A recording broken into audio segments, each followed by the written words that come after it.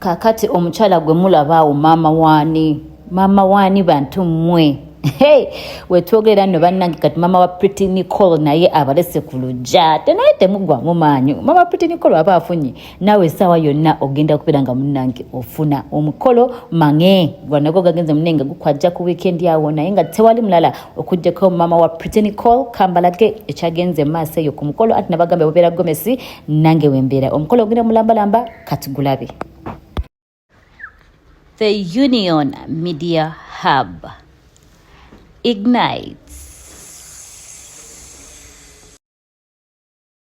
Wano woka weina okubeera nga weekumira okubeera nga munange ofuna buli mukolo gwolabye ku social media nga munange mbangu baleetera waneno ku the Union Media Hub. Welcome back to my YouTube channel. We are all about marriage, faith and motherhood. Era olwaleero mu mukwano tulabye Gomesi nga ziwuba mama wa Pretty Nicole nengamba why not of course emikolo ebiseera ebire mingi olumu tomanya ono ali mukulanga ono ali kukola biki naye mbabigakawo of course ne Pretty Nicole twalabanga munange batugambye mbu akoze eki akoze okukyala era ku wano weguli naye the Baby Shades 256 nabo banjulira Baby Shades 256 banno mu shades ezakabi ononya shades oyina omukolo nga guno lwaki ogenda ku mukolo nga tolina ko shades wadde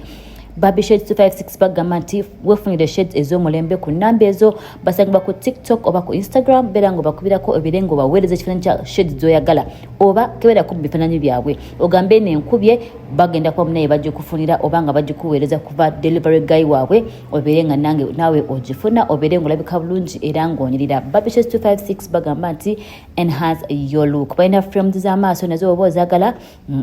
bano basobola okubeera nga munange bazikufunira. Baby Shades 256 bagamba nti enhance your look.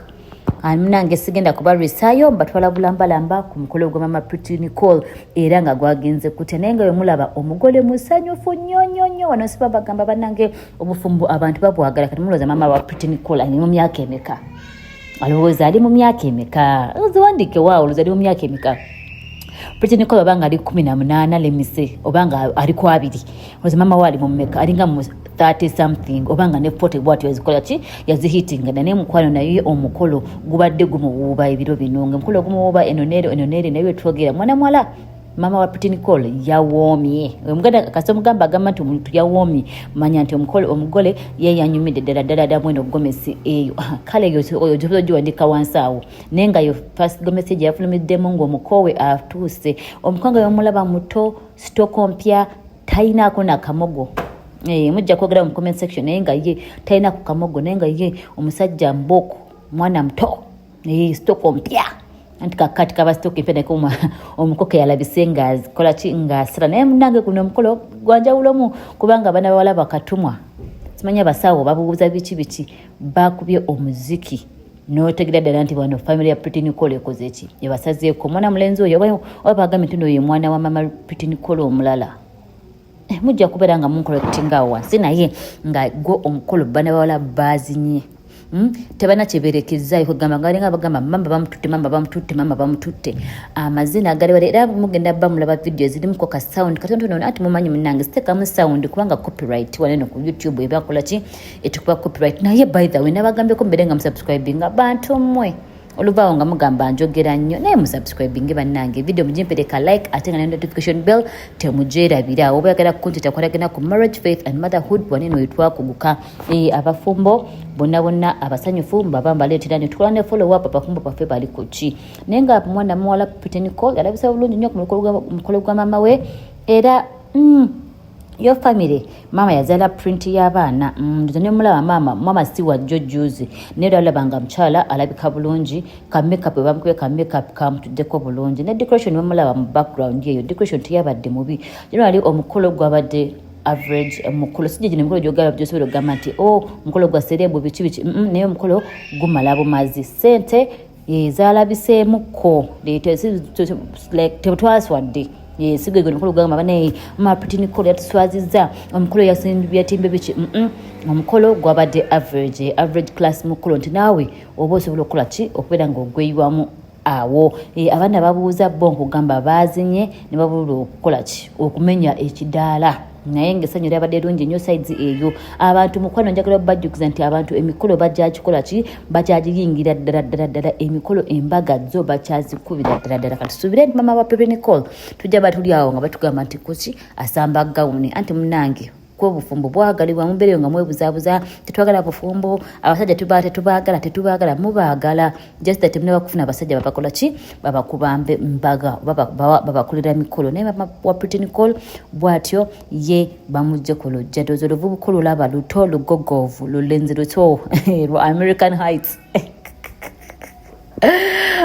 Kati mugenda gamba wolo yogera nnyo naye nkola ki bannange nina okubeera nga munnange video nje okola ki mbanyonyola ekyatambudde sides eyo munnange eyo Gomez gye mulabaawo mama Pretty Nicole yasooseemu n'abeera nga n'afulumiramu omu okubeera nga munnange ayaniriza omwami we ku lujja oyo omusajja yazze omukyalo no ku lujja era kati wetwogerera oyo omusajja gwolaba sitooko mpya tayogambwako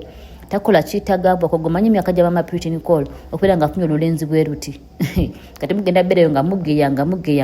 naye nga kyo kyekyo maama bakoze ki bamuliddewo bwe batyo naye yageza omanyi mama Pretty Nicole bana bakyala Abaganda era mubadde mu bintu mulina okusuubizaamu obuntu jjanjawaza ddala ndoza balamu balaba